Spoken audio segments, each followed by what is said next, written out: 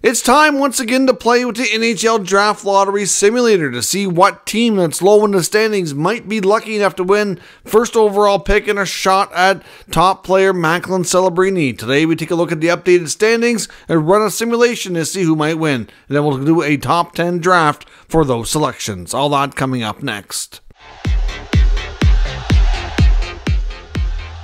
So welcome back to another video here at Top Shelf Hockey. As I mentioned, today's another day where we take a look at the NHL Draft Lottery Simulator. It's been almost a month since we've actually conducted this exercise. The standings have changed a fair bit, and we have some different teams in the mix in the Draft Lottery. So for now, we're going to hop on to the Tankathon.com Draft Lottery Simulator. Going to simulate the draft. We'll take a look at some recent updates to that as well. I know there's been a lot of player evaluations have been changed, rankings have changed. So it looks like now in the upper part of the draft, we may see a bigger run on defensemen than previously predicted, but there's lots of good players in there, and then we're going to conduct a mock draft for the top 10 spots. So we'll do that.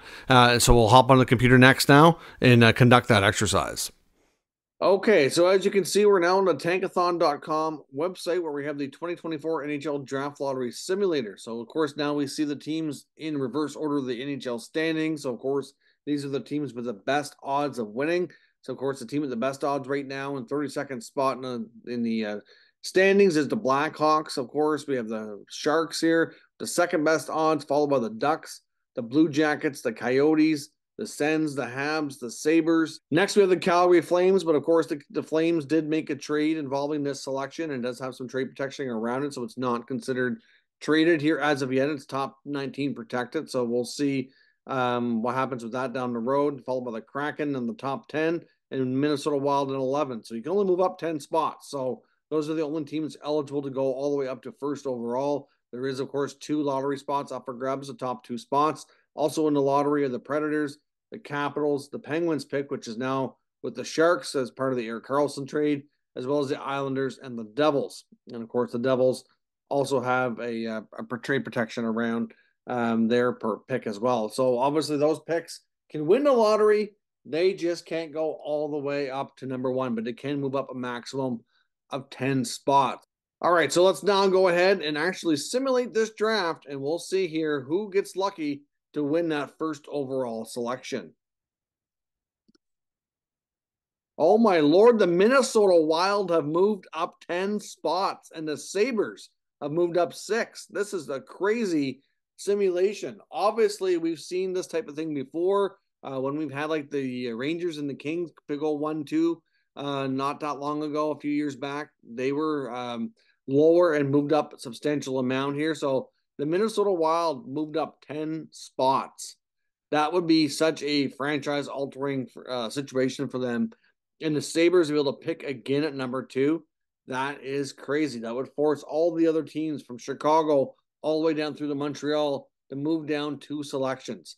That is significant. So the Minnesota Wild hold that pick. So now we'll hop over here. I'm going to conduct my mock draft for those top 10 selections. So we'll have Minnesota, Buffalo, Chicago, San Jose, Anaheim, Columbus, Arizona, Ottawa, Montreal, and Calgary in this draft. Selecting first overall, we have the Minnesota Wild, who are incredibly lucky here to get Macklin Celebrini. This was a draft lottery simulation, and I'm sure Wild fans would love to see. Celebrini is dominating college hockey right now, playing against older, more mature players and doing just fine. Obviously had a real strong tournament for Canada at the World Juniors. He's been the consensus number 1 overall pick for some time. He's going to be a franchise type of player, certainly looks that way. I'm not sure that he's going to be quite as impactful as like a Connor Bedard, who went obviously last year, but this guy is still really, really good and can be a franchise-altering offensive threat here, with any of these teams being very lucky and fortunate to be able to draft him. Selecting second overall, we have the Buffalo Sabres, also very lucky here in this lottery, and they're taking a right-shot defenseman, Russian-born Artem Levchinov. We know the Sabres have been looking for another top 4 defenseman.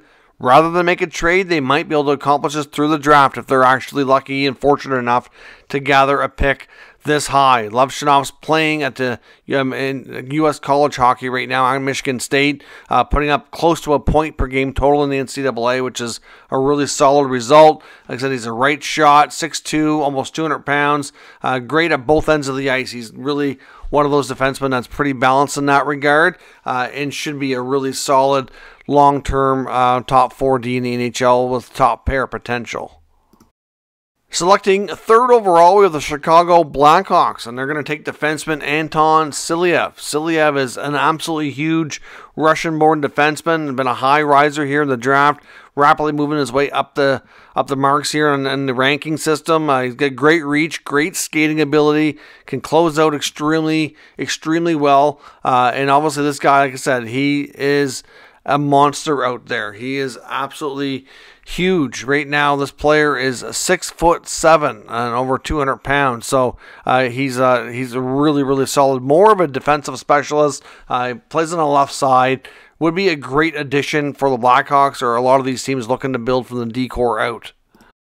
Selecting fourth overall, we have the San Jose Sharks, and I have them taking U.S.-born forward Cole Yzerman. Now, I know some draft ranking systems have recently had Yzerman falling a little bit lower than 4. There were times when he's been at 2 or 3 as well. To be honest, he's a terrific player, and it's not that he hasn't played well. Not that case at all. It's just being a lot of the other D have been kind of garnering more praise and kind of passing him a little bit. It's what a lot of prospect gurus are saying right now. But obviously, Yzerman's putting up 38 goals in 37 games this year for the national team.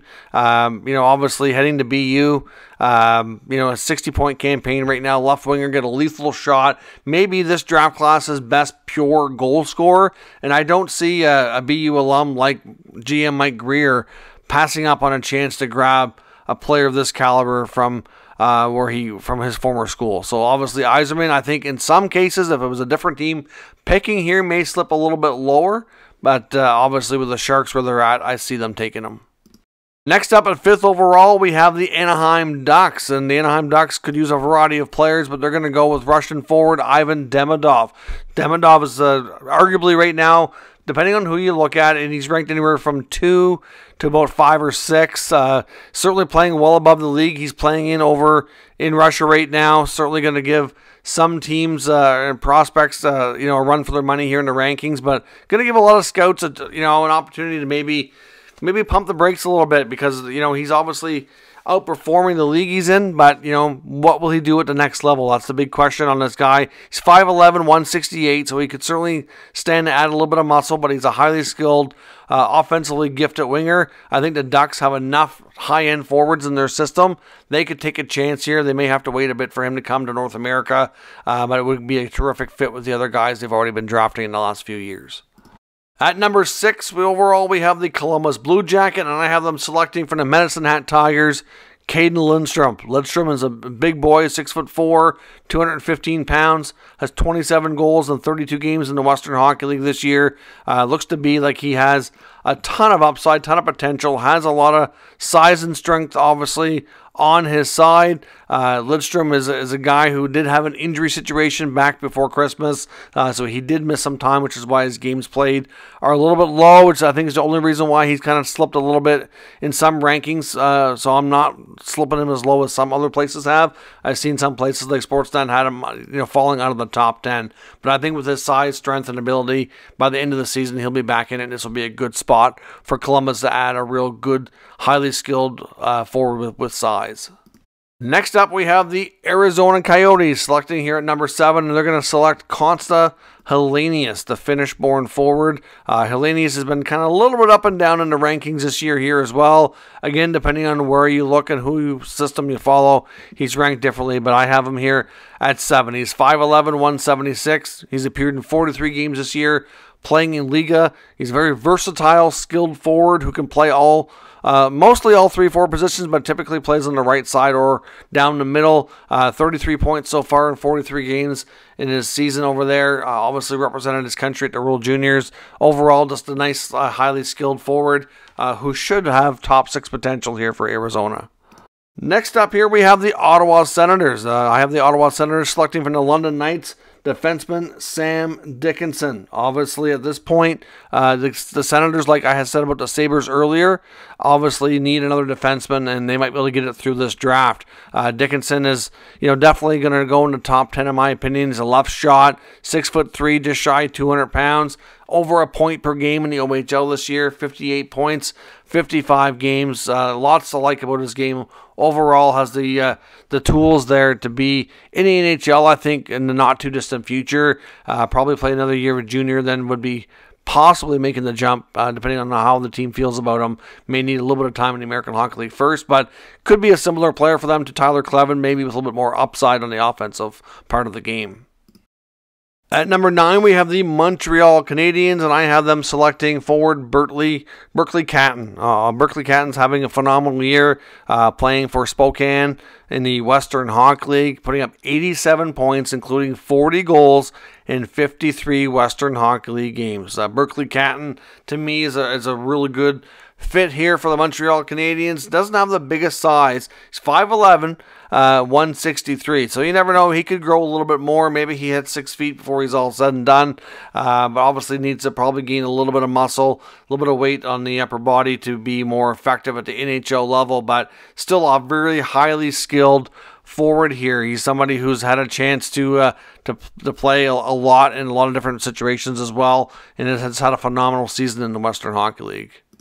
At number 10, we have the Calgary Flames, and there's just no way they can't help but take the son of Jarome Iginla, who's been a rapid riser here up the draft rankings the entire season. Iginla's having a phenomenal campaign right now, certainly looking to solidify himself up in that top 10, depending on where you go. He's a player who's I've seen anywhere from around 9-10 down to about 15. Obviously trying to make his own path. There's a lot of deception to his game. Wicked shot. Could prove to be a real solid goal scorer. And given the history of Iginla in Calgary, the fact that they end up picking right around this area, which is where he's likely going to go with him on the board, I just don't honestly see how they could pass it up. He's too good of a player. And obviously they get an inside scoop with his dad working for the organization. So there's your draft lottery simulation for today, along with the top 10 picks based on all the latest data available here to us. So certainly let me know your thoughts on who deserves and needs to win that first overall pick the most, and which prospects you think will go in what order to some of these teams as well, who might be a good fit, and who you're looking forward to most, maybe ending up with your favorite team. Let me know your thoughts on that down in the comments. We'll discuss further. If you're new to the channel, of course, make sure you subscribe and stick around. We'll keep you up to date with all the news, rumors, and analysis on all 32 NHL teams. Thanks for watching, and I'll catch you next time.